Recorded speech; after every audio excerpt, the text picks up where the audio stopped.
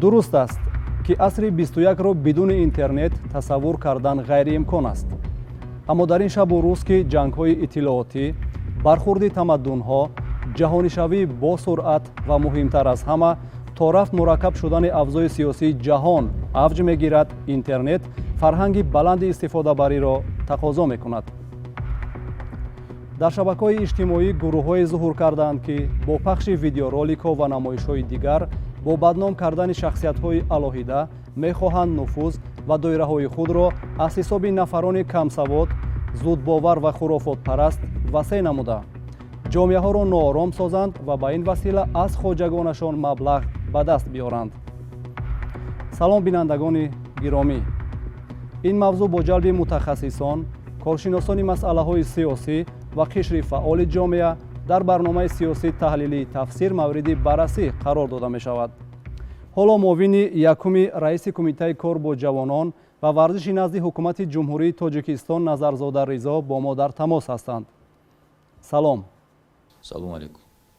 ҳамон тавре ки маълум аст, имрӯз дар шабакаҳои интернетӣ нафарони бадхоҳу манфиатҷӯ фаъол шуда муқобили давлату миллати мо муборизаҳои иттилоотӣ мебаранд. мутаассифона чунин нафарони бадхоҳу манфиатҷӯ дар ин ватан ба воя расида, имрӯз муқобили ватан модари худ, муқобили сарзамини аҷдодии худ санг меандозанд.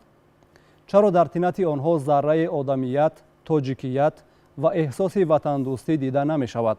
ҳадафашон бо роҳи тӯҳмату иғвоангезӣ танҳо ба даст овардани манфиат аст. беватан инсон бесарнавишт ва беқурбу бемазаллат мебошад. ватан ҳеҷ гоҳ буздилон ва ноҷавонмардони худашро низ ҳеҷ гоҳ фаромӯш намекунад. он чизе ки имрӯз барои мардуми шарифи Тоҷикистон аз ҳама муҳим аст, ин пеш аз ҳама бетараф набудан. ва имрӯзам вақте ки мо дида истодем ки пеш аз ҳама аз оила ба кӯча ва аз кӯча ба маҳалла ва аз маҳалла ба шаҳр ва аз шаҳр ба сатҳи ҷумҳурӣ ва мутаассифона чунин шахсон имрӯз берун аз кишвар рафта ба миллат, ба давлат, ба арзишҳои муқаддаси миллату давлат санг мепартоянд. мутаассифона он чизе ки имрӯз аз хориҷ шуда истодааст, бояд мардуми шарифи Тоҷикистон бояд бар аъло донад ки он мутаассифона ба дасти худи сокинони кишвар мешавад ва он нооромие ки соли 1992 сар зад, онам бевосита мутаассифона мо ба маълумотҳои бардурӯғ дода шудем. ҳамаи он тавассути пул ва дигар манфиатҷӯӣ аз ҷониби душманони миллат сар зад ва имрӯзам мутаассифона душманон ҳамон душманон ҳастанд, лекин бо механизмҳо ва роҳҳои дигар ва ё кӯшиш карда истоданд ки ба пешрафт ва шукуфоии кишвари азизамон санги маълумат партоянд ва миллатро нором кунанд. таъсире ки имрӯз гурӯҳҳои муташаккили ҷиноятӣ ва террористони экстремистоне ки дар кишвар онҳо ҳамчун мақоми террорист ва экстремист доранд эълон карда шудааст, ҷавононро ба ин чиз побанд мекунанд. ба ҷуз аз мо ягон каси дигар ватан, миллат ва хонаи моро обод намекунад ва ягон кас моро дар хориҷи кишвар интизор нест. тамоми он шаҳрвандоне ки аз Тоҷикистон баромада рафтанд, охирон боз ба ҳамин хок, ба ҳамин замин, ба ҳамин миллат, ба ҳамин давлат омаданд ва маҳз ҳамин домани пок Тоҷикистони азиз, модари ягонаи моро дар оғӯши гарми худаш нигоҳ мекунад.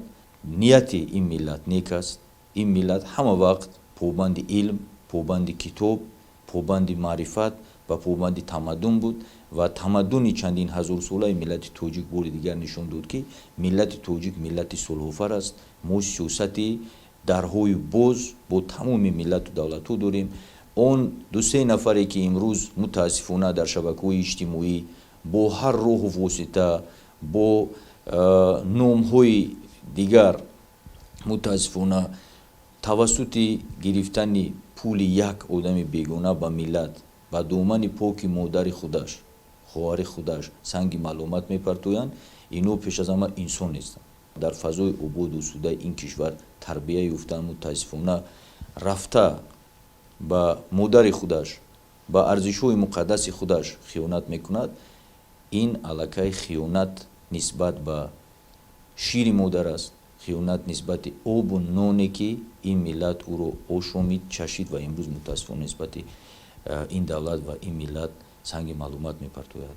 Ман умедвор ҳастам ки ҷавонони бо нангу номус пайравони асили пешвои маъзами миллат аз мактаби ҷавонмардона ва зиндагиномаи пешвои маъзами миллат ки бо чӣ қадар азоб ин миллатро сохтанд, бо чӣ қадар заҳмату шаббехобию ин миллатро обод осуда карданд ва имрӯз дар арсаи байналмилалӣ Тоҷикистон бо ташаббусҳои худаш, бо мавқеи сиёсии худаш имрӯз бо фарҳанги миллӣ, бо забон, бо арзишҳои муқаддаси худаш имрӯз то арсаи созмони милали муттаҳид мавқеи устувори худашро дорад ва дар оянда низ кишвари аз замин зери роҳбарии пешвои маъзами миллат ва мардуми шарифи Тоҷикистон қодир аст ки ба тамоми дастовардҳо ва умеди чандин ҳазорсолае ки миллати тоҷик дорад ба он хоҳад расид. гурӯҳҳои ифротӣ ки пешрафту тараққиёти рӯзафзуни кишвари моро дидан намехоҳанд ва ин пешрафту шукуфоӣ беш аз пеш мавқеи онҳоро дар хориҷи мамлакат танг мекунад, имрӯз интернетро ҳамчун силоҳ барои ақидаҳои харобкоронаи худро паҳн кардан истифода мебаранд. шабакаҳои иҷтимоӣ ва маълумоти ғаразноке ки дар онҳо паҳн мешавад то кадом андоза ба тафаккури истифодабарандагони ноогоҳ таъсири манфӣ мерасонад. ин табиати инсон аст ки инсон маълумоти дуруст ва дақиқро дертар аз он маълумоте ки дурӯғ аст ва сӯистифода карда шудааст тезтар қабул мекунад. ягон роҳбари давлат ташаббус накардааст ки бояд китоб хонен ва барои шумо тӯҳфа метиҳанд. яъне ин танҳо ташаббуси хиради азалии пешвои маъзами миллат аст ки аз даруни мардум аст ва имрӯз кӯшиш карда истодааст ки ҳарчи бештар мардум бояд ба китоб побанд шавад. вақте ки ҳар як ҷавон аз таърихи худаш, аз арзишҳои муқаддаси худаш, аз азоби ин миллате ки мо бо кадом азоб ба истиқлолият ва бо озодӣ расидем медонад ва дарк мекунад ва ҳар хонадоне ки ба ҳамин арзишҳо мерасад, ман боварӣ комил дорам ки фарзанди ӯ побанди пеш аз ҳама телефони мобилӣ намешавад ва пеш аз ҳама ба интернет ва маълумотҳои бардурӯғ побанд карда намешавад. ҳатто ҳолатҳое буданд ки барои як лайк мондан ё як муносибати нодуруст дар шабакаҳои иҷтимоӣ шояд ҷавонон ин чизро надонистанд, лекин мутаассифона побанди гурӯҳҳои иртиҷоӣ, побанди гурӯҳҳои террористию экстремистӣ шуданд. лекин вақте ки сухан дар бораи гурӯҳҳои террористию экстремистӣ меравад, бояд донем ва аниқ бояд дарк кунем ки ин гурӯҳҳо танҳо як восита ҳастанд, лекин мақсад ва ҳадафи ин гурӯҳҳо ки тавассути ин гурӯҳҳо мутаассифона имрӯз аксарияти онҳоро шаҳрвандони бенанги Тоҷикистон ки аз кишвар фирор карда имрӯз ба миллати худаш санги маълумот мепартоянд, ин ба дасти шахсони дигар аст. одамоне ки ободӣ ва пешрафту шукуфои Тоҷикистони азизро намехоҳанд. лекин аламовараш он аст ки аз пушти чунин ҷавонони ноогоҳ ки побанди чунин гурӯҳи террористӣ экстремистӣ шуданд ва рафта дар хуки бегона гӯё ки шаҳодат карда аз дунё рафтанд, мутаассифона имрӯз занони онҳо дар маҳбасхонаҳо ҳастанд ва ин барои мо магар нанг нест ки имрӯз як модар, як хоҳари тоҷик берун аз кишвари азизи мо дар як давлати бегона дар маҳбас бояд якумра шинад. яъне ин арзишҳое ки мо бояд ба фарзандони худамон расонем. барои ҳамин мардуми шарифи Тоҷикистон бояд хуб донад ки он таъсире ки мутаассифона солҳои 92 миллати тоҷикро ба ҷанги таҳмилии шаҳрвандӣ кашиданд, ин ҳамон одамо ҳастанд, ин ҳамон гурӯҳҳо ҳастанд, лекин имрӯз бо ҳар роҳу ному восита мутаассифона ҷавонони ноогоҳро ба доираи худашон ҷалб карда истоданд ва аз ҳама аломовараш чи аст ки вақте ки дар ҳолате ки ҷавонон давоми 3 сол пеш дар Ироқу Сурия қарор доштанд, мутаассифона аз бетарафии падару модар ва сари вақт маълумот надодан ба сохторҳои қудратии онҳо дар хуки давлати бегона кушта шуданд. мардуми шарифи Тоҷикистон ба хотири ҳифзи осудагӣ ва амнияти комили ватани азизамон бетараф нестанд ва ҳатман бо сохторҳои қудратӣ, бо ҷомеа ҳамчун масъули ҷомеа ва ҳамчун шаҳрванди масъул муносибат мекунанд ва нисбати ин гурӯҳҳо ва ин рафтори номатлуб муборизаи беамон мебаранд. барои он ки як ҷавон дар шабакаҳои иҷтимоӣ зери таблиғи иттилооти ифротӣ ва ғаразнок қарор нагирад ва ҳамзамон қурбони ҳадафҳои сиёсии ташкилотҳои террористӣ нагардад, бояд аз кадом маълумотҳо огоҳ бошад? ба хотири оне ки имрӯз фарзандони ҳамин миллат осуда аз маълумотҳои бардуруғ побанди гурӯҳҳои террористӣ, экстремистӣ ва иртиҷоӣ набошанд, мо аз хонаи худамон оғоз кунем.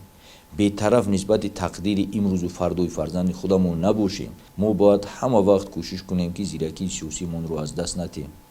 ҳар як шаҳрванди тоҷикистон вазифадор аст ки вай ба хотири таъмини амният ва тартиботи ҷамъиятӣ бояд саҳми худашро гузорад ва танҳо як ҳолати бетарафӣ ва танҳо як ҳолати гӯё ки надидам метавонад чӣ қадар таъсири манфӣ ба фазои ҷомеа ва ба тарбияи фарзанд расонад. мо бояд кӯшиш кунем ки фарзандони худамонро ва худамон низ ба маълумотҳои бардуруғ побанд нашавем. кӯшиш кунем ки ҳама вақт ба шабакаҳои давлатӣ таваҷҷӯҳ кунем. он чизе ки маълумоти расмӣ аст, бояд ба маълумоти расмӣ такя кунем ва ба иттилооти бардуруғ побанд нашавем, аз ҷумла ба гурӯҳҳои террористӣ ва экстремистӣ ва иртиҷоие ки онҳо имрӯз фазои ободу осудаи моро намехоҳанд.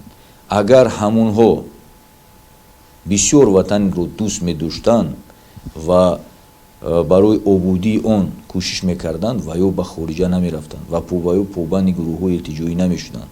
ҳар касе ки ватани худашро дӯст медорад ва ба хотири пешрафт ва шукуфоии он мехоҳад кӯшиш кунад, бояд ба ватан дар ватани худаш бошад ва дар бари роҳбари давлат, пешвои маъзами миллат ва сиёсати имрӯзаи давлату ҳукумат якҷо шавад ва барои рушди Тоҷикистони азиз бояд саҳм гузорад.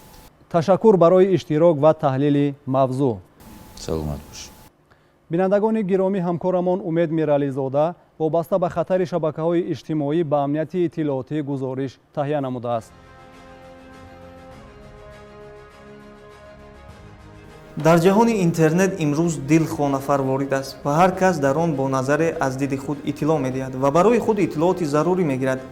аммо дар фазои маҷозӣ иттилооти сохта, дурӯғ ва иғвоангез нисбати иттилооти дақиқу саҳеҳ бештар ба назар мерасад, зеро хонандагони зиёд дорад. аз ин хотир ҳар яке мо бояд фарқ миёни иттилооти сохта ва дурӯғ ва иттилооти дақиқу саҳеҳ гузошта тавонем ва ҳар матлабе ки ифшо мекунем бояд манфиатҳои миллиро авлавияти худ қарор диҳем.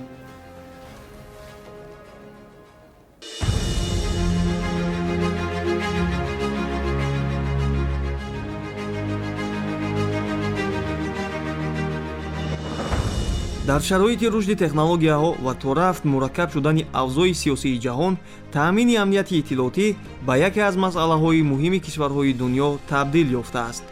зеро амнияти иттилоотӣ дар асри 21 кафили пойдории ҳар давлат, оромии ҷомеа ва қисми таркибии амнияти миллӣ мебошад.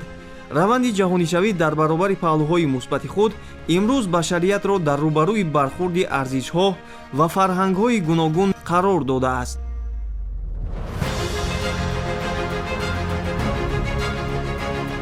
бидуни шубҳа метавон гуфт ки дар сурати надоштани донишҳои муосир ва огоҳию зиракии сиёсӣ ҳар нафар зери таъсири манфии шабакаҳои интернетӣ қарор гирифта пойбанди ақидаҳои ифротии гурӯҳҳои манфиатхоҳ мегардад. иттилои созанда нерӯи пешбаранда дорад. иттилои дурӯғ ва барои тахрибкорӣ истифодашаванда метавонад ҷомеаро аз раванди табиии пешрафташ берун бикунад. иттилоъ дар бораи инсон, ҷомеа ва ягон рӯйдод метавонад тасаввуроти мусбат ё манфиро ба вуҷуд орад. имрӯз бо рушди техникаву технологияи муосир ё шабакаҳои интернетӣ иттилоъро ҳамон лаҳза метавон ба тамоми олам паҳн кард.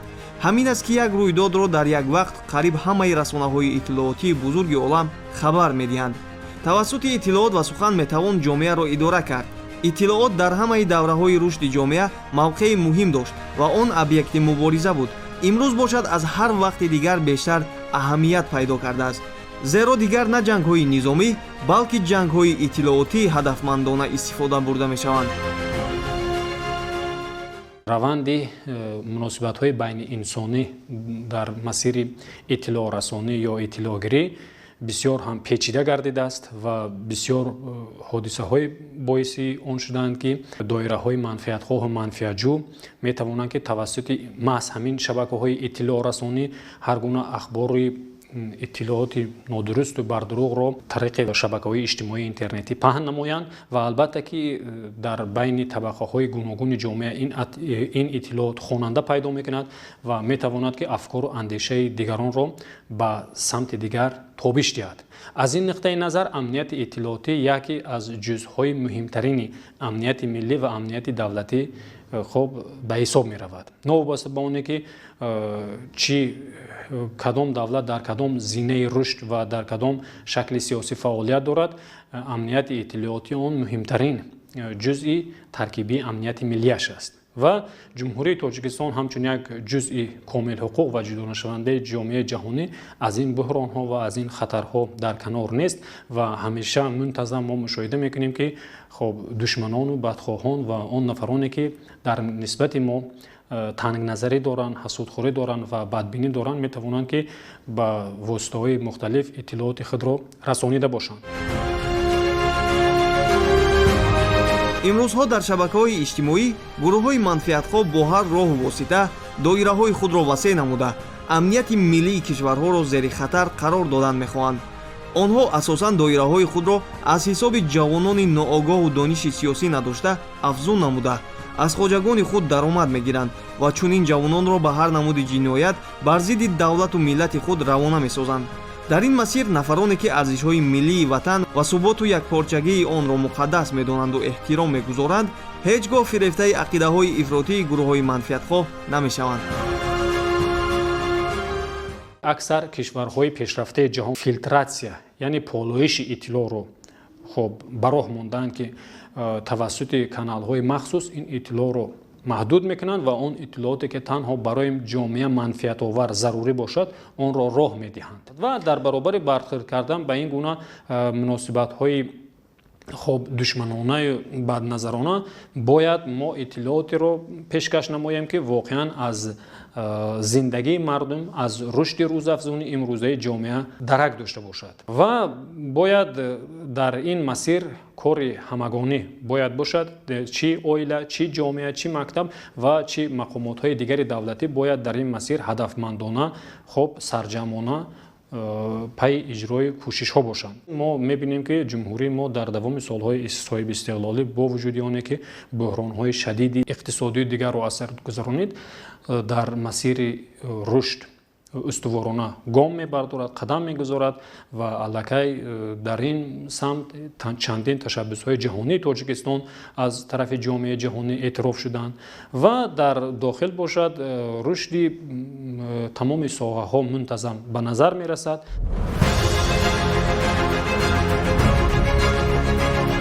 таблиғоти гурӯҳҳои радикалӣ, мавҷи ҳамлаҳои иттилоотӣ дар фазои бози интернет ва дигар расонаҳои хабарӣ боиси ба ақидаҳои ифротӣ гаравидани баъзе аз ҷавонони ноогоҳ гардидааст. ин тамоюли мафкуравӣ ва ҷаҳонбиниҳои гуногун ба ваҳдати комили ҷомеа албатта таъсири бад мерасонад. тарғибу ташвиқи аёну ноаёни зидди манфиатҳо ва ваҳдату дастовардҳои кишварҳо аз ҷумла Тоҷикистони соҳиби истиқлоли мо низ идома дорад. дар ин сурат танҳо огоҳӣ, шинохт, маърифат ва садоқат ба ватану давлату миллат моро аз ин хатарҳо эмин нигоҳ медорад.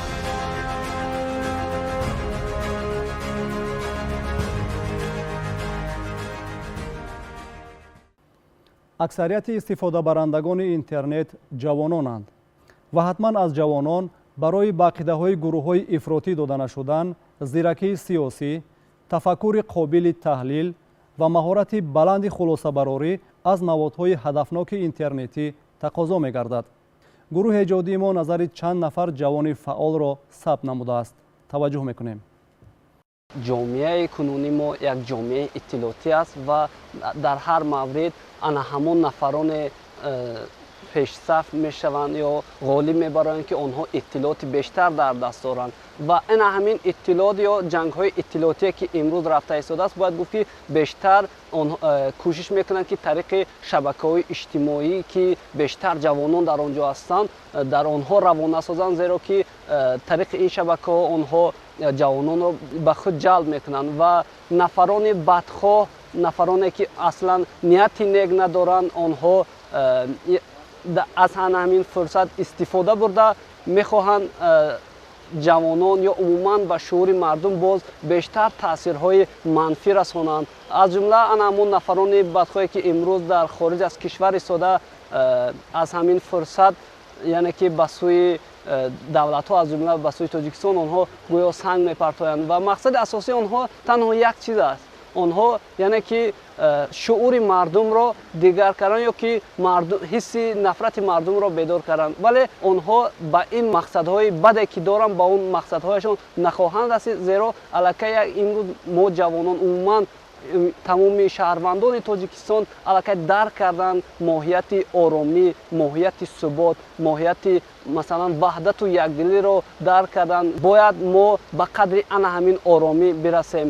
имрӯз оромӣ суботе ки дар тоҷикистон аст, бояд мо шукронаи онро кунем. пешвои миллат асосгузори сулҳу ваҳдати миллӣ президенти кишвар муҳтарам эмомалӣ раҳмон дар ҳар баромадашон аз ҷавонон сухан мекунанд, яъне ки ин нишонаи боварии давлат ба ҷавонон аст. пас дар ҷавоб ба ана ҳамин дастовардҳо, дар ҷавоб ба ана ҳамин амалҳои неке ки аз тарафи роҳбарияти давлат мешавад, бояд ҳар як ҷавон ба қадри ана ҳамин оромӣ расад. дар навбати худ бояд ана ҳамин оромиро чун гавҳараки чашм ҳифз намояд, зеро ки ин аз як тараф вазифаи ҷонии ҳар як сокини кишвар, ҳар як шаҳрванди тоҷикистон аст ва бояд мо чун дар ҷомеаи иттилоотӣ қарор дорем, ҳифзи арзишҳои миллӣ дар шабакаҳои иҷтимоӣ ё умуман фазои иттилоотӣ ҳам бояд ба роҳ монда шавад ва бояд мо ки ана ҳамон донишҳои сиёсии худро комилтар карда, зиракии сиёсиро аз даст надода, боз ба ана ҳамонҳое ки мехоҳанд оромии кишварро халалдор кунанд ҷавоби созгор ҳам дода тавонем. ҷавонон нерӯи созанда, симо ва ояндаи давлату миллат ҳастанд ва бояд ки мо мардуми тоҷик нагузорем ки хоинони миллат, бадхоҳони миллат, душманони миллат ки аз хориҷи кишвар истода санги маломат ба сӯи миллати тоҷик мезананд ва мас ҷавонони имрӯзро, мардуми тоҷикистонро онҳо яъне танқид мекунанд, бояд ки мо ба ин роҳ надиҳем, бояд зиракии сиёсии худро аз даст надиҳем, бояд баҳри ана ҳамин нохалафон, баҳри амалӣ нагардидани ҳадафҳои он душманоне ки аз хориҷи кишвар ба сӯи мамлакати мо нигоҳ мекунанд ва оромиву осоиштагии миллатро намехоҳанд, бояд мо ҳамаи амалҳои некро анҷом дода бар муқобили онҳо мубориза барем.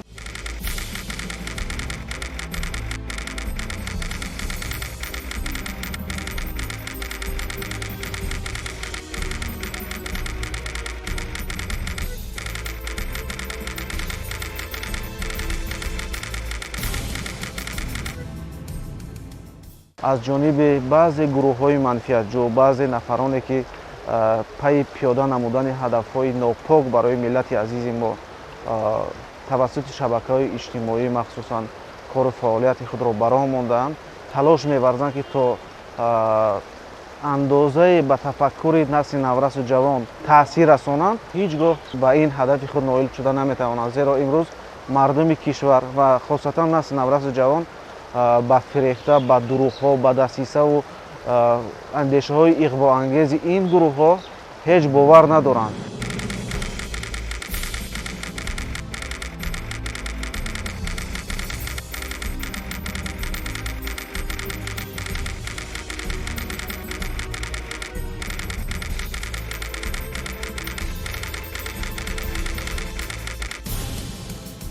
мо ҷавонон метавонем тавассути иттилоотҳои гуногун аз шабакаҳои иҷтимоӣ, аз фазои иттилооти бесарҳад интернет, аз ҳар гуна хабарҳо огоҳ шуда бошем ва муҳимтар аз ҳама бештари истифодабарандагони ин фазои иттилоотӣ ҷавонон, яъне мо ҳастем ва мо бо ҳар гуна иттилоотҳо сару кор мегирем, огоҳӣ меёбем ва муҳимтар аз ҳама бояд донем ки ин иттилоотҳо ба нафъи кӣ ҳастанд, чӣ гуна хусусиятҳо доранд, оё рост ҳастанд ё дурӯғ. Зеро ки вақте мо аз ин иттилоотҳо яъне огоҳӣ пайдо мекунем, мехонем, дучор меоем, иттилоотҳое ҳастанд ки дурӯғ мебошанд ва бар зидди сулҳу амнияти ватани азизи мо равона карда шудаанд.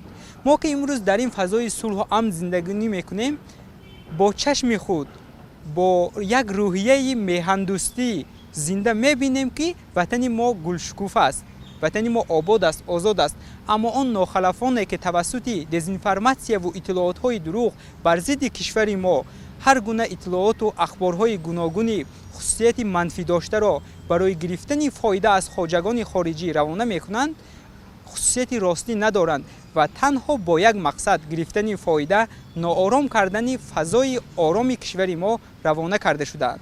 аз ин рӯ мо ҷавононро зарур меояд ки ҳамеша баҳри шукуфоии ин миллат, ватани азизу худ кӯшиш намуда ба он иттилоотҳои дурӯғ гаравида нашавем, бетараф набошем, зеро мо бо чашми худ дида истодаем ки ватани мо обод аст. мо ҷавонон барои таҳсил ҳама гуна шароитро дорем ва танҳо бояд омӯзем.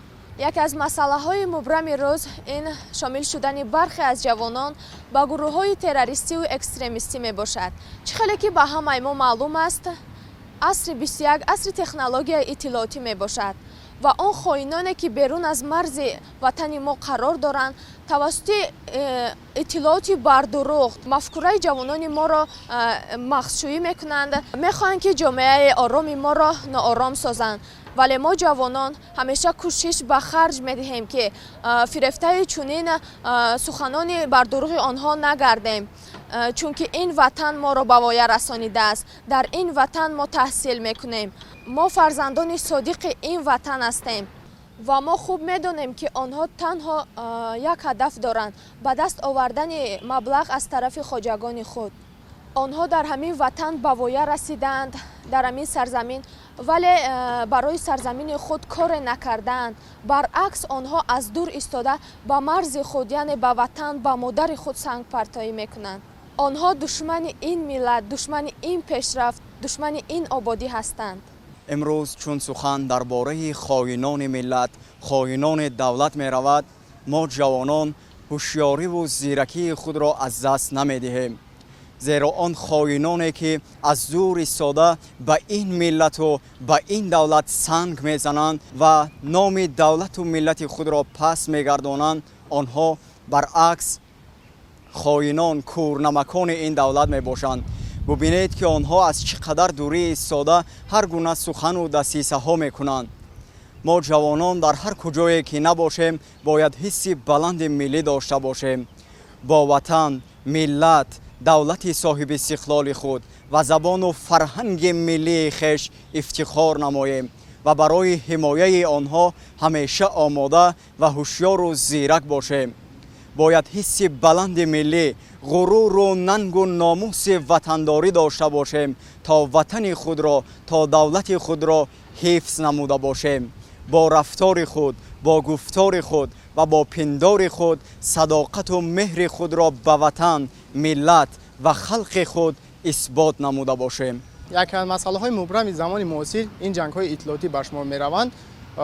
ҷангҳои иттилоотӣ, яъне ки хусусияти асосии фарқкунандаи ҷангҳои иттилоотӣ аз ҷангҳои маъмулӣ дар он аст ки инҳо тавассути сухан, тавассути танқиду ҳар гуна суханҳо истифода бурда мешавад. хоинони миллате ки берун аз мамлакати мо, яъне ки паноҳгоҳи худро дар мамлакати аврупо доранд, нақшаҳои тарризӣ карданд ки мақсади асосии онҳо халатдор намудани, яъне ки давлати мо мебошад. аслан гирем онҳо як ҳадаф доранд. ҳадафи ниҳоии онҳо ин халатдор намудани истиқлолияти давлатии мо мебошад. дар ҷангҳои иттилоотӣ аслан суханҳои истифода бурда мешавад ки зидди шахсиятҳои маъмул ки онҳо дар истиқлолияти давлатӣ саҳми худро мегузоранд, ҳадафи асосии онҳо яъне ки пас задани ҳамон шахсиятҳо дар ҷомеаи байналмилалӣ мебошад. мо истиқлолияти давлатии худро дорем, дар сатҳи байналмилалӣ мо ҳамчун як давлати мустақил мебошем, яъне ки роҳу равиши худро дорем, конститутсияи худро дорем, меъёри қонунгузории худро дорем. бояд ҳамчун як ҷавон зиракии сиёсиро аз даст надиҳем. ҳангоми истифода бурдани шабакаҳои иҷтимоӣ, он маълумотҳое ки мо аз шабакаҳои иҷтимоӣ барои худ мегирем, хуб таҳлил намуда мақсади ниҳоии онро бинем ки аз ҷониби кӣ тарризӣ карда шудааст, мақсади ниҳоии он чиз ва оқибати он чиро ба бор меорад. мо ҷавонони тоҷикистон шукронаи ин давлат ва шукронаи ин сарзамин мекунем. мо ҳеҷ вақт ба суханони иғвоангези душманони миллат дода намешавем. мо медонем ки роҳи мо роҳи ояндасозист. душманони миллат бошанд, ҳадафашон ноором кардани давлати мост. онҳо дар интернет дар бораи ободии давлати мо сухан меронанд, аммо барои ободии давлати мо ягон коре накардаанд. мо ҷавонони тоҷикистон барои обод кардани ватани худ ва гулгулшукуфон кардани ватани худ ҳамеша тайёр ҳастем.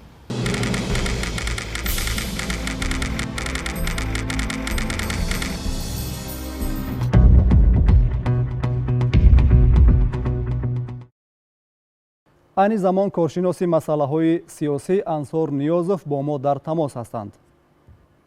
салом. салом алейкум. баъзе давлатҳое ҳастанд ки барои фаъолияти гурӯҳҳои экстремистӣ ва террористӣ мусоидат ва ё сармоягузорӣ мекунанд. мақсади чунин давлатҳо аз маблағгузорӣ ба ташкилотҳои террористӣ дар чист? бале, дар замони муосир, дар замони ҷомеаи иттилоотӣ ки тамоми ҷаҳони имрӯзаро фаро гирифтааст, муборизаҳои иттилоотӣ, набардҳои иттилоотӣ пайваста давом доранд ва ташкили чунин набардҳо, ташкили чунин технологияи иттилоотӣ дар ягон давлати алоҳида ё давлати мушаххас одатан ва агар ҳамчун қоида ҳам гӯем хато намешавад, албатта бо дастгирии давлатҳои алоҳида ё ки гурӯҳи давлатҳо ё гурӯҳи ташкилотҳои манфиатдор сурат мегирад. ҳадафи онҳо дар чи аст? ҳадафи чунин ташкилотҳо ё гурӯҳҳо ё давлатҳо ё гурӯҳи давлатҳое ки ин корҳоро ташкил мекунанд дар он аст ки дар давлати дигар як фазои номусоид, як фазои муташанниш ташкил кунанд, зеро технологияи иттилоотӣ аз намуди дигар технологияи таъсиррасонӣ бо он фарқ мекунанд ки онҳо аввалан хело арзиши арзон доранд, аз тарафи дигар фаромарзӣ ҳастанд. ташкили чунин маъракаҳои иттилоотӣ нисбати як давлати дигар ба он оварда мерасонанд ки дар ин давлат гурӯҳҳо ташкил мешаванд. ин қуввое ки дар дохили ин давлат ташкил карда мешаванд ба як гӯем гурӯҳи ёрирасон ё ба истилоҳи қадим гирем гурӯҳи зархариди беруна мубаддал мешавад. садҳо мисол овардан мумкин аст ки дар давлатҳои алоҳида, дар қисмати онҳо, дар минтақаҳои алоҳидаи рӯи замин маҳз бо ташкилу густаришу дастгирии чунин маъракаҳои иттилоотӣ давлатҳо пош хӯрданд, ҳатто низоми онҳо шикаста шуд, дар онҳо низомиҳо ташкил карда шуданд ва мутаассифона дар кулли ин давлатҳо то ҳоло ҳам ин маъракаҳо давом дорад. тавре маълум аст имрӯз фазои маҷозӣ ё шабакаҳои иҷтимоӣ ба майдони асосии фаъолияти гурӯҳҳои ифротгаро табдил ёфтааст ки дар ин майдон таҳдидҳои бештар ба амнияти иттилоотӣ эҳсос мешавад. барои пешгирии таҳдидҳои иттилоотӣ истифодаи кадом роҳҳо муассиранд ва ба таҳдидҳои иттилоотӣ чӣ гуна бояд посух дод? бале, саволи хеле бамаврид. мо дар чунин ақида ҳастем ки роҳҳои тактикӣ, яъне бо роҳи манъ кардан, маҳдуд кардани дастрасӣ ба шабакаҳои иттилоотӣ, ба шабакаҳои иҷтимоӣ умуман, ин роҳи ҳалли дурусти масъала нест. дар воқеъ шабакаҳои иҷтимоӣ ки дар 10 соли охир хело густариш ёфтаанд, ба як воситаи хеле муассири таъсиррасонии мақсаднок мубаддал шуданд. роҳи дурусти истифода аз онҳо дар он аст ки мо бояд ин фазоро бо мақсади созандагӣ истифода барем.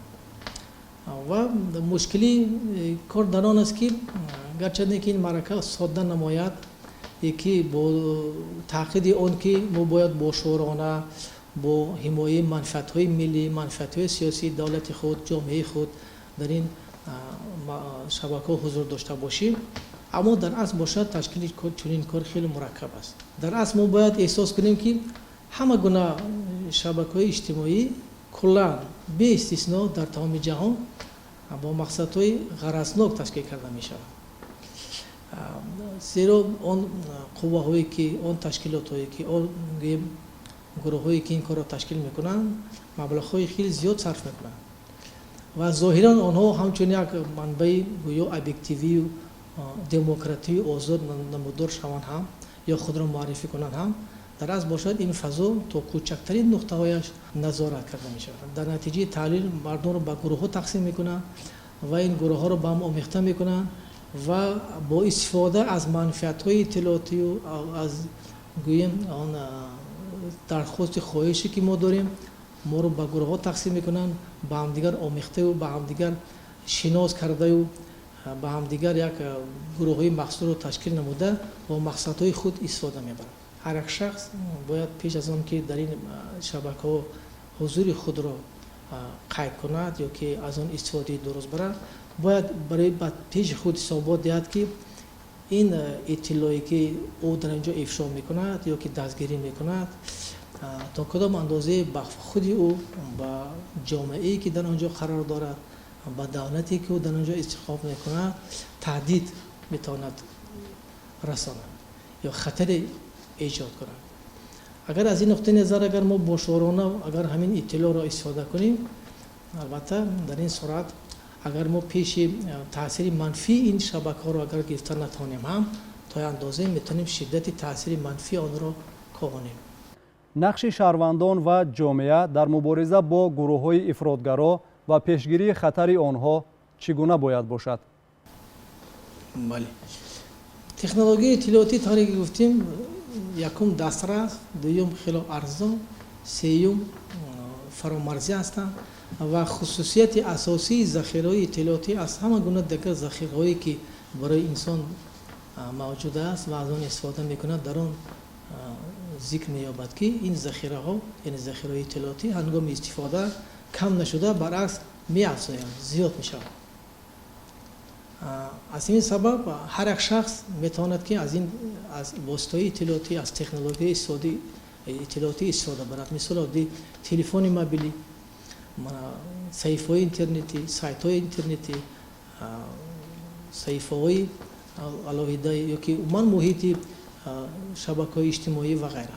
гурӯҳҳои манфиатдор метавонанд бо истифода аз худи мо, аз гӯем аз он фикру ақидае ки иброз карда будем, бар худи мо, ба ҷомеаи мо, ба давлати мо зарар расонанд. роҳи дурусти ё ба фикри мо роҳи самараноки ҳифзи манфиатҳои шахсию ҷомеаю давлат дар он аст ки ҳангоми истифодаи чунин шабакаҳо, алалхусус ҳангоми қабули ё ки таҳлили иттилое ки ба мо дастрас аст ё ки мо бевоситан шоҳиди он мешавем, онро мутоила мекунем ё онро истифода бурданӣ мешавем, бояд пеш аз ҳама таҳлили дуруст кард.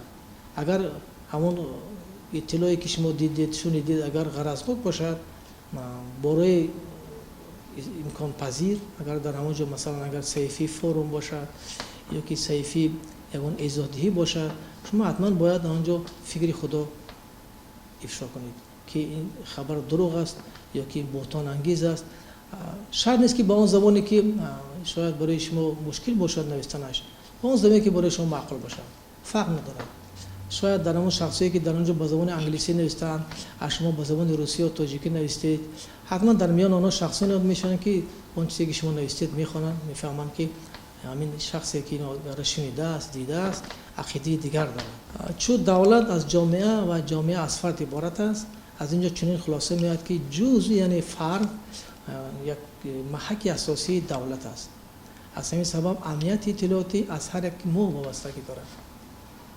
ба умеди он ки ин кори ман нест, ин кори мо нест, ин кори гурӯҳи мо нест, ин бояд давлат, дастгоҳи давлатӣ амнияти иттилоотӣ моро таъмин кунад, ин албатта фикри нодуруст аст. ҳар як шахс пеш аз ҳама шуури худро, маҳорати худро тавре истифода барад ки он иттилое ки ӯ шунид, он иттилое ки ӯ дид, он иттилое ки ӯ хонд, тамошо кард, то кадом андоза ба амнияти бевосити худи ӯ таъсире дошта бошад. чун ино дуруст баҳогузорӣ кард, фард шу амнияти иттилоотии худро таъмин кард, албатта аз ин ҷо хулоса меояд ки ҷомеа ҳам ки аз фардҳо иборат аст дар амният хоҳад буд. барои иштирок ва тафсири паҳлӯҳои гуногуни мавзӯъ ба шумо изҳори сипос мекунем. ташаккур. ҳоло гузориши ҳамкорамон Саидаҳмади Амин доир ба мавзӯи баррасишаванда пешниҳод мегардад ва баъд аз он вобаста ба ҷавобгариҳои сангине ки қонунгузории мамлакат барои ҷонибдорӣ намудан ва паҳн кардани маводҳои хусусияти ифротӣ дошта дар интернет муқаррар намудааст, бо муовини раиси суди ноҳияи Исмоили Сомонӣ ҳамсӯҳбат мешавем. ҳодисоти имрӯза дар минтақаҳои гуногуни сайёра ба мо беҳтарин далелҳоро нишон медиҳанд, ки давлатҳо ва созмонҳои гуногун интернет ва фазои маҷозиро ҳамчун қудрат ва нерӯи нарм дар роҳи амалӣ намудани ҳадафу мақсадҳои хеш дар минтақаҳои гуногуни олам истифода намуданду менамоянд. Дар шароити ҳозира фазои маҷозӣ барои бештари давлатҳо ҳамчун қудрат баромад мекунад.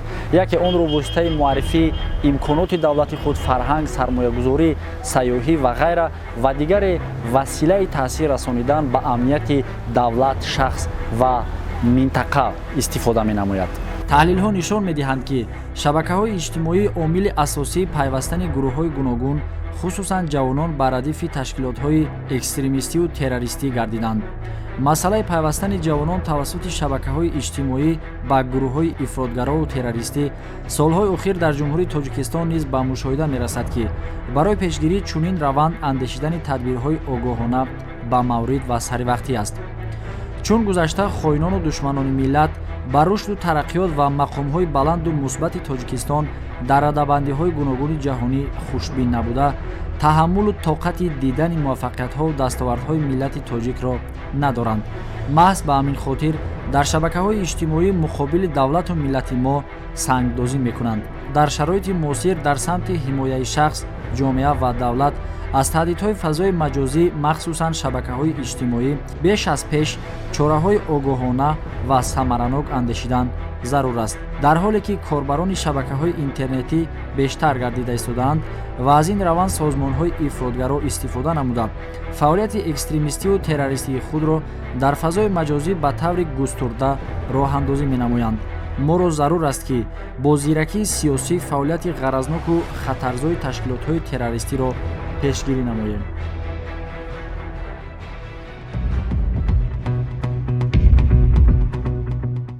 айни замон муовини раиси суди ноҳияи исмоили сомонӣ нурализода сафар бо мо дар тамос ҳастанд. салом. мегуфтед, ки барои ҷонибдорӣ намудан, ба истилоҳ лайк гузоштан ва паҳн кардани маводҳои хусусияти ифротӣ дошта қонунгузории мамлакат чӣ гуна ҷазоро муқаррар намудааст? ташаккури зиёд. таҷриба нишон медиҳад, ки айни ҳол гурӯҳҳои экстремистӣ ва террористӣ дар шабакаҳои интернетӣ фаъол гардида, бо истифода аз маблағҳои шахсон ё гурӯҳҳои экстремистӣ дар шабакаҳои алоҳидаи интернетӣ аз қабили фейсбук ва ютуб барномаҳои худро мунтазам доир намуда, ба муқобили сохти конститутсионии ҷумҳурии Тоҷикистон амалҳои хусусияти экстремӣ доштаро ба анҷом расонида истодаанд. бо мақсади пешгирӣ аз ин омилҳо ва гаравидани ҷавонон ба ин ташкилотҳо ва ҳамкорӣ ба онҳо аз ҷониби суди олии ҷумҳурии Тоҷикистон як қатор созмону ҳаракатҳо ташкилотҳои экстремистию террористӣ эълон карда шуда ва омӯзишу паҳн кардан, тамошо кардани тамоми намуди маълумотҳои ин ташкилотҳо дар қаламнори ҷумҳурии Тоҷикистон манъ карда шуданд. ба ин нигоҳ накарда, ҳастанд ҷавононе, ки аз нофаҳмии сиёсӣ ва надоштани маълумоти дахлдор ба ин кирдорҳо даст мезананд ва аз ҷониби кормандони ҳифзи ҳуқуқ дастгир карда шуда ба ҷавобгарии ҷиноятӣ кашида мешаванд. барои содир кардани ин намуд ҷиноятҳо дар кодекси ҷиноятии ҷумҳурии Тоҷикистон боби алоҳида бо номи ҷиноятҳо ба муқобили асосҳои сохти конститутсионӣ ва амнияти давлат пешбинӣ шудааст. аз ҷумла моддаи 307 кодекси ҷиноятии ҷумҳурии Тоҷикистон ҷавобгарии ҷиноятиро барои даъватҳои оммавӣ ҷиҳати ба роҳи зӯроварӣ ғасб кардани ҳокимияти давлатӣ ё бо зӯроварӣ нигоҳ доштани он ё бо роҳи зӯроварӣ тағйир додани сохти конститутсионӣ ё бо роҳи зӯроварӣ вайрон кардани тамомияти арзии ҷумҳурии Тоҷикистон, инчунин мусоидат кардан ба содиркунии чунин кирдорҳо ҷавобгарӣ пешбинӣ кардааст ва барои содир кардани ин кирдор бо маҳрум сохтан аз озодӣ ба муҳлати аз 3 то 8 сол ҷазо дода мешавад. дар қисми ди ҳамин модда, яъне 307, ҳамин кирдор агар такроран аз ҷониби гурӯҳи муташаккил бо истифодаи мақоми хизматӣ ва бо истифодаи воситаҳои ахбори омма шабакаи интернетӣ содир шуда бошад, бо маҳрум сохтан аз озодӣ ба муҳлати аз 8 то 15 сол, бо маҳрум кардан аз ҳуқуқи ишғоли мансабҳои муайян таъин карда мешавад. барои иштирок дар фаъолияти ҳизбҳои сиёсӣ, иттиҳодияҳои ҷамъиятӣ, динӣ ё дигар ташкилоте ки нисбати он аз ҷониби суд қарори эътибори қонунӣ пайдо карда дар бораи барҳам додан ё манъи фаъолият барои сабаби ба амал баровардани фаъолияти экстремистӣ қабул шудааст, инчунин мусоидат кардан ба фаъолияти онҳо бо истифода аз воситаҳои ахбори омма, шабакаи интернет ва ё тарзи дигар бо маҳрум сохтан азозӣ ба муҳлати аз 5 то 8 сол ҷавобгарии ҷиноятӣ пешбинӣ намудааст. ин буд ҳамун меъёрҳо, яъне моддаҳои кодекси ҷиноятие ки аксар вақт аз ҷониби ҷавонон ё шаҳрвандон содир мешаванд ва аз ҷониби судҳои ҷумҳурӣ таҳти баррасӣ қарор мегиранд. барои фирефтаи ташкилоту созмонҳои террористӣ нашудан ва баланд бардоштани маърифати ҳуқуқии шаҳрвандон кадом тадбирҳо муҳим ва муассиранд? ташаккуру зиёд, дуруст қайд кардед. албатта бояд ҳар як мақомот аз ҷумла мақомоти судӣ баҳри пешгирии ҷинояту ҷинояткорӣ аз ҷониби ҷомеа чораҳои қонунӣ андешанд. با مقصد پیشگیری از صادرشوی جنایت‌های اکستریمیستی و تروریستی یک قطار چاره‌ها اندیشیده شده است. از جمله قانون‌های جمهوری ترکستان درباره مقاومت به اکستریمیسم و مبارزه بر ضد تروریسم در جمهوری ما قبول کرده شده است. همزمان باید قید نمود که برنامه تعلیم و تربیت حقوقی شهروندان جمهوری تاجیکستان برای سالهای 2020-2030 قبول گردیده در آن یک قطار کارخانه و مقامات و مؤسسه‌ها عهدهدار کرده شده‌اند که بهر بلند برداشتن معلوماتناکی حقوقی شهروندان چاره‌های دخلدار اندیشیده شود. از جانب سودهای جمهوری تاجیکستان بهر پیشگیری صادرشوی جنایت‌های اکستریمیستی و تروریستی تا حد امکان پرونده‌ها در مرافعه‌های سیار سودی بررسی می‌گردند.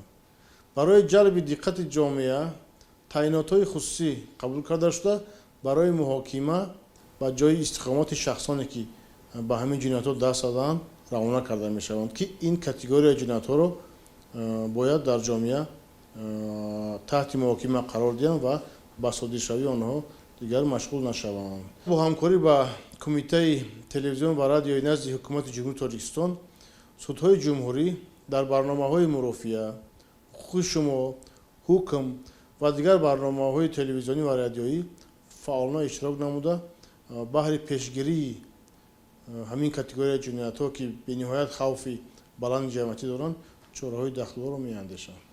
با شما نیز برای اشتراک و نظر دقیق تشکر می‌گوییم. با شما نیز تشکر زیاد. حالا گزارش نوبتی آماده پخش است. توجه می‌کنیم.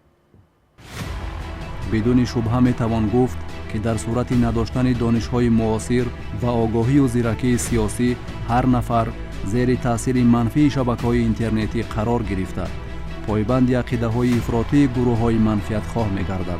اطلاع سازنده نیروی پیشبرنده دارد. اطلاع دروغ و برای تخریبکاری استفاده شونده می‌تواند جامعه را از روند طبیعی پیشرفتش بیرون بکند.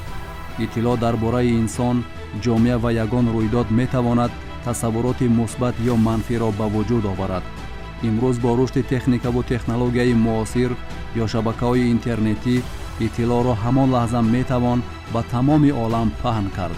همین است که یک رویداد را در یک وقت قریب همه رسانه‌های اطلاعاتی بزرگ کشورهای عالم خبر می‌دهند. توسط اطلاعات و سخن میتوان جامعه را اداره کرد.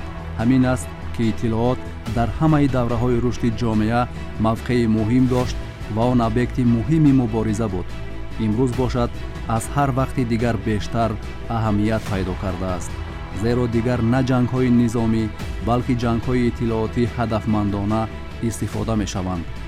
امروزها در شبکه‌های اجتماعی گروه‌های منفعت‌خواه با هر راه و واسطه دایره‌های خود را وسیع نموده امنیت ملی کشورها را زیر خطر قرار دادن می‌خواهند. آنها اساساً دایره‌های خود را از حساب جوانان ناآگاه و دانش سیاسی نداشته افزون نموده از خواجگان خود درآمد می‌گیرند و چنین جوانان را به هر نمود جنایت بر ضد دولت و ملت خود روانه می‌سازند. در این مسیر نفرانی که ارزش‌های ملی وطن و ثبات و یکپارچگی آن را مقدس می‌دانند و احترام می‌گذارند هیچگاه фирефтаи ақидаҳои ифротии гурӯҳҳои манфиатхоҳ намешаванд.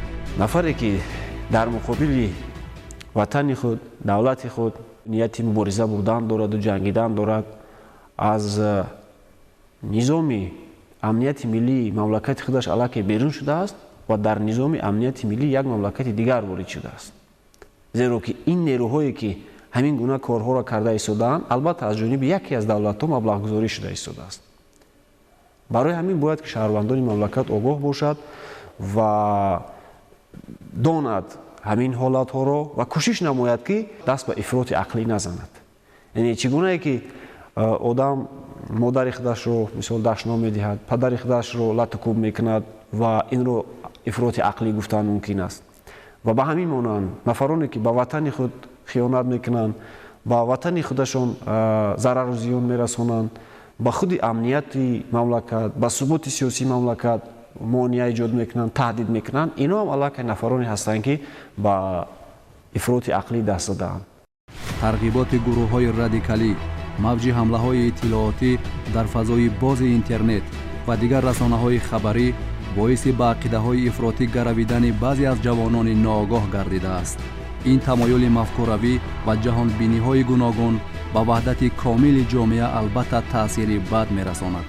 тарғибу ташвиқи аёну ноаён зидди манфиатҳо ва ваҳдату дастовардҳои кишварҳо аз ҷумла тоҷикистони соҳиби истиқлоли мо низ идома дорад. дар ин сурат танҳо огоҳӣ, шинохт, маърифат ва садоқат ба ватану давлату миллат моро аз ин хатарҳо эмин нигоҳ медорад.